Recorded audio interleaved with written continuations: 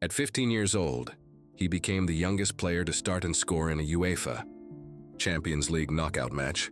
At 16 years and 57 days, he broke the record for the youngest starter in a European Championship and then scored against Poland to help Spain win it.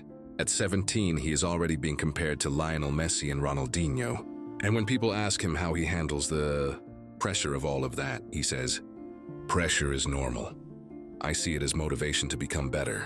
He is 17 years old, and he thinks like someone who has spent decades mastering the psychology of elite performance. Today, we break down exactly how that mind works and what anyone at any age and can learn from it. What is going on, everyone? Welcome back to PsyWealth, Richie. Today, we are talking about the most exciting young footballer on the planet right now. Lamine Yamal, not just the skills, the psychology, because what is happening inside his mind is genuinely more fascinating than anything he does with his feet. And the lessons it contains apply to every single person watching this, regardless of whether you have ever kicked a football. If you are new here, subscribe. Now let's get into it.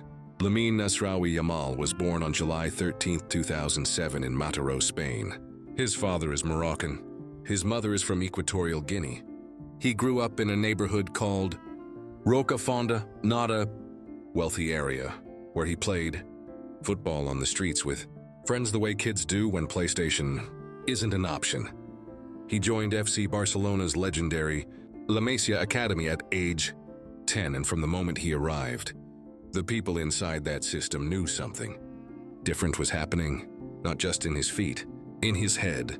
By 15 years and 290 days, he became the youngest player to start and score in a UEFA Champions League knockout match. By 16, he had a European Championship winner's medal. By 17, he was one of the most watched footballers on the planet. And through all of it, the records, the comparisons, the pressure, he has maintained a psychological composure that most players spend their entire careers trying to develop. He said, "Age doesn't matter on the pitch. What matters is your heart and your hard work." He said that at 16, and he meant every word. Here is the most psychologically fascinating thing about Lamine Yamal. He has what analysts describe as an almost delusional refusal to back down, a quiet nagging certainty in everything he does that makes you forget his age. He walks into the highest pressure situations in world football: Champions League knockout stages, European Championship finals, matches against the greatest players alive, and he does not shrink. He does not defer to the occasion. He does not perform smaller than he actually is because the stage is large. He said, "To become the best, you must be able to handle the worst." That is not the philosophy of a teenager figuring things out. That is the distilled wisdom of someone who has already decided what they are and refused to let anything, and not the stage, not the opponent, not the size of the moment, change that internal picture. Psychologists call this self-efficacy, the belief in your own capacity to produce specific outcomes through your own effort. And research by Albert Bandura consistently shows that self-efficacy is one of the strongest predictors of actual performance across virtually every domain. Not talent, not intelligence, not even preparation alone. The belief that you can. Yamal has it in a form that is genuinely rare. At 17, here is something about Yamal that I think most people overlook, because it sounds counterintuitive for someone at his level of ambition. He said, "I try not to focus just on soccer.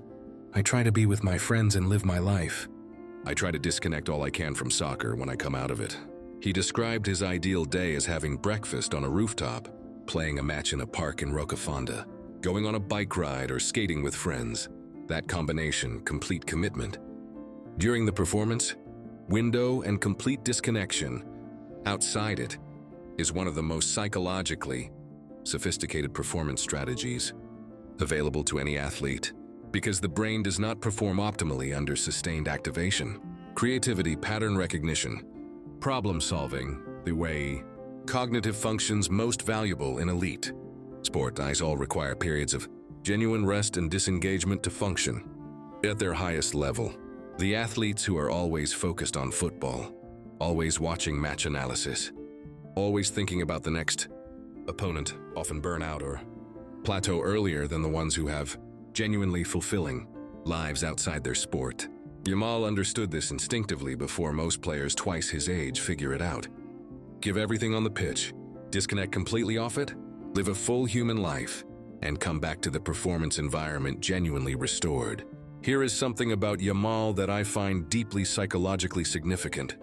Despite everything he has achieved, and despite the records and the winners' medals and the comparisons to the greatest players who ever lived, he remains rooted in exactly who he is and where he came from. He said, "My father worked 2 jobs so I could train twice a day. That is not inspiration. That is my starting point." He said, when I miss home, I don't call a friend. I call my grandmother. She doesn't ask about goals. She asks if I slept. He said, "My name isn't a brand. It is my father's name, my grandfather's name. And now my responsibility." That psychological anchoring, the ability to hold on to your roots with complete sincerity while standing on the biggest stages in the world, is one of the most powerful indicators of long-term psychological health in elite performers. Because the players who lose their roots, who become entirely the public image, who forget where they came from in the brightness of where they have arrived, are the ones who become psychologically fragile at exactly the moments when they need to be most stable. Yamal carries Rockefonda with him everywhere. He carries his father's 2 jobs, his grandmother's questions about sleep, and that weight, that grounding, stabilizing, humanizing weight, is part of what keeps him psychologically intact under pressures that would destabilize most people twice his age. One of the most remarkable things about Yamal, given how naturally gifted he clearly is how obsessively he focuses on learning. He said, "I watch my mistakes in slow motion for 47 minutes. Not the highlights, not the moments where he was brilliant. The mistakes in slow motion for 47 minutes. That is not what naturally talented people typically do. Naturally talented people often rely on their gifts and resist the discomfort of confronting their limitations. Yamal does the opposite.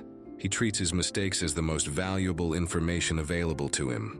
He studies them with the same obsessive attention that he brings to his opponents. And what that produces over time is not just a player who is naturally gifted. A player who is naturally gifted and gets better faster than anyone else because he is using every available piece of information to accelerate his own development. He also said, "My goal is simple. Keep improving every single day.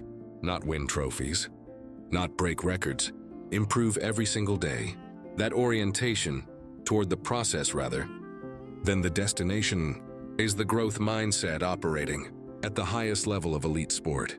And now I want to speak directly to you, because I think Yamal's psychology, despite his extraordinary context, contains lessons that apply to every single person watching this right now. The first lesson is about belief. Yamal said, "Give it your all until nothing is left to give." That is not a slogan. That is a description of how he shows up every single day. And it starts with believing genuinely, non-negotiably believing that what you are doing is worth that complete investment. Most people hold something back. They give most of themselves but protect a reserve in case it doesn't work out. Yamal gives everything because he decided a long time ago that his dream was worth the full investment. The second lesson is about roots. Whatever you have achieved, whatever stage you are performing on right now, in the foundation is where you came from.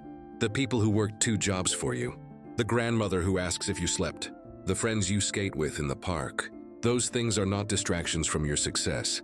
They are the psychological bedrock of it. Protect them. The third lesson is about mistakes. Stop avoiding them. Stop hiding from them. Watch them in slow motion for 47 minutes.